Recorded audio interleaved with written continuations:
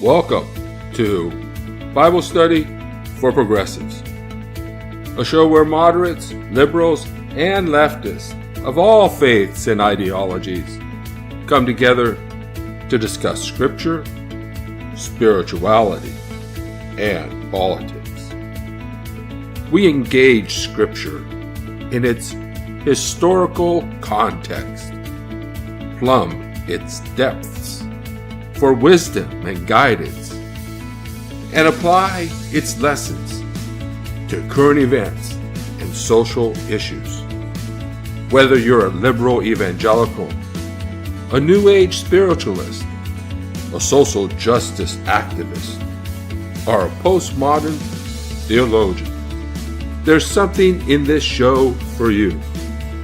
Come, be energized in spirit and mind to understand the Word and what it means to be a spiritual person in today's world.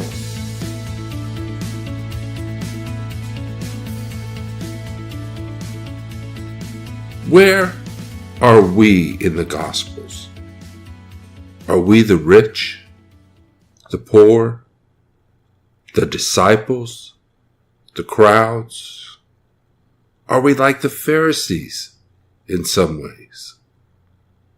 Today, we will read the story of the widow's mite from the Gospel of Mark, chapter 12, verses 38 to 44.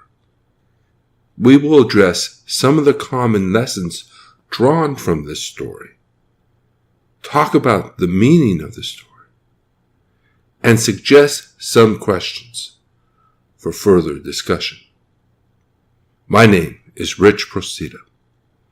I write about progressive Christianity, spirituality, and politics at modernlectionaries.blogspot.com. I hope you enjoyed this group study episode of Bible Study for Progressives. Mark chapter 12, verses 38 to 44. As he taught, he said, "Beware of the scribes who like to walk around in long robes and to be greeted with respect in the marketplaces and to have the best seats in the synagogues and places of honor at banquets. They devour widows' houses and for the sake of appearance say long prayers. They will receive the greater condemnation." He sat down opposite the treasury and watched the crowd putting money into the treasury. Many rich people put in large sums.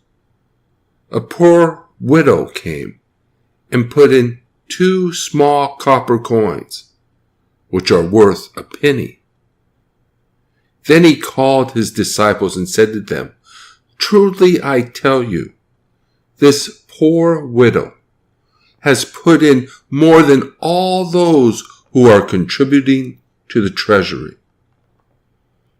For all of them have contributed out of their abundance, but she, out of her poverty, has put in everything she had, all she had to live on."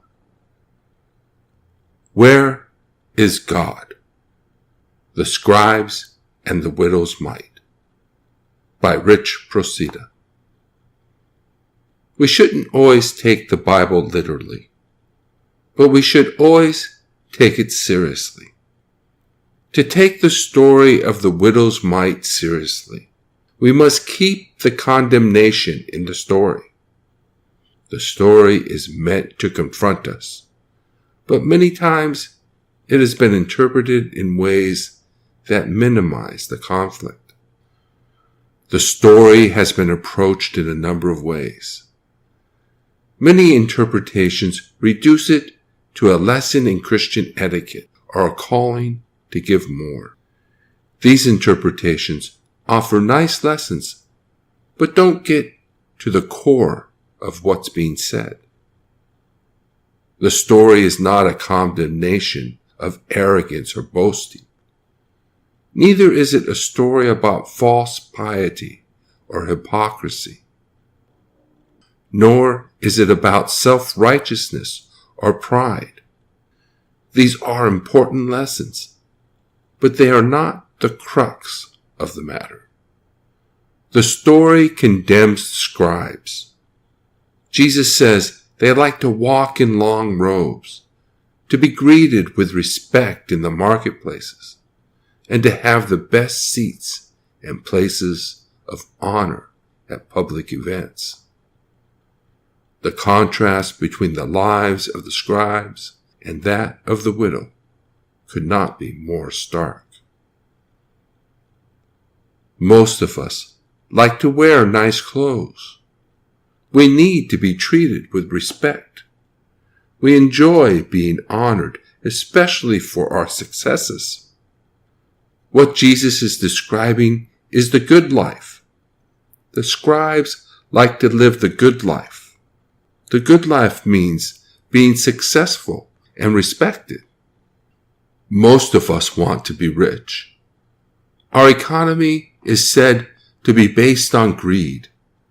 It's the marketplace where the scribes enjoy respect. It's the rich who make a show of their giving. Even now there are foundations and buildings named after people who donated large sums of money. If I donated a large sum of money to build a building, I would want my name etched into stone as well. One reason I write is to leave something for posterity. It's one way of living forever. When I'm gone, people who read my articles will still get to know a little piece of me. Jesus is not condemning the scribes for walking around in long robes, for being treated with respect, for sitting in the best seats, or for being honored. He simply says they like these things. Jesus is condemning them for the means by which they gained their wealth. Jesus says the scribes devour widows' houses.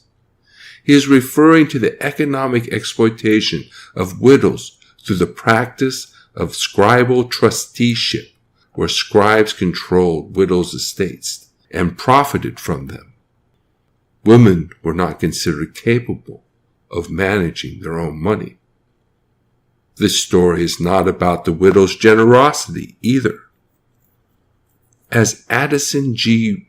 Wright writes, the inner disposition and outward bearing of the widow are not described or hinted at in the text. And nothing is said about divine versus human measuring of gifts, because those are not the point of the story. And finally, there is no praise for the widow in the passage, and no imitation to imitate her, precisely because she ought not be imitated. The widow gave nothing to the temple. It wasn't enough to buy anything. It was worthless even to her.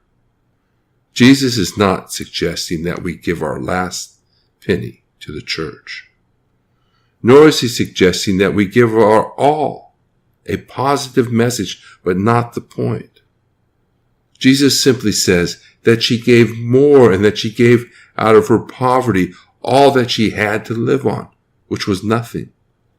First century Jews thought that being rich was evidence of God's blessing. The poor and diseased were cursed by God. One could easily imagine the widow as distraught, feeling cursed by God. She wondered why. She gives the coins in despair. Maybe someday God will find favor with her. Jesus says that she gave more. This is because, as everyone knows, when you take more than you give, you end with a negative balance. The scribes made their living defrauding widows. They took more than they gave. Throughout ancient Mesopotamia, widows were an example of those to whom God's caring justice should be meted out. Throughout the Old Testament and into the New, the needy to whom provision should be made are represented by the poor, the widow, the orphan, and the foreigner. Rather than enjoying their high status, the rich should be caring for the poor widow among them. The rich exploit the poor. Today, many of our neighbors to the south toil 5 to 6 days a week for $80. In many parts of the world, it's even lower. It would cost more to keep a slave. We buy these products and multinational corporations profit. The system profits off the backs of the poor. It remains this way today. Jesus is pointing to systemic evil. Economic inequality and injustice are the demonic results of the system put in place by the rulers and authorities of this world. In a democracy, voters are responsible for the politicians they put in power. Where is God when the poor go hungry? Where is God when the sick are denied health care? Where is God when a child is scarred by war? In this case, Jesus provides us with an answer. God is watching. God may intervene more than we know, but God is always watching. God's justice is eternal and will prevail even when injustice prevails in this life. While there are many lessons that could be taught from this scripture, there is one lesson that should not be forgotten. God is watching. May it be that we do not stand condemned. Now some questions for discussion. What does the story of the widow's mite mean for us today? What is Jesus suggesting in the story? How are we to respond? What are we to do to address economic injustice today? Where should we see ourselves in the story? Are we the crowds? Are we the rich people? Are we the disciples? Are we the poor widow? What do we see of ourselves in each of these roles? And what do we learn by examining the story in this way? Do we stand condemned? Are we well-to-do Christians any better than the rich people in the story? How can we be different from those who ignored the widow's plight?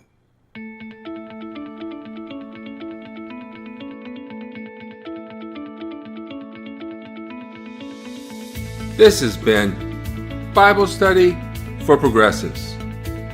If you enjoyed the program, please subscribe to our podcast or put us in your favorites and write a 5-star review. Tell your friends about us and share us on social media. Follow us on Facebook and click the donate button at modernlectionaries.blogspot.com. Your support will help us reach more people, produce more and better shows, and cover the cost of production. Feel free to send me a note or comment on the show. I would love to hear from you.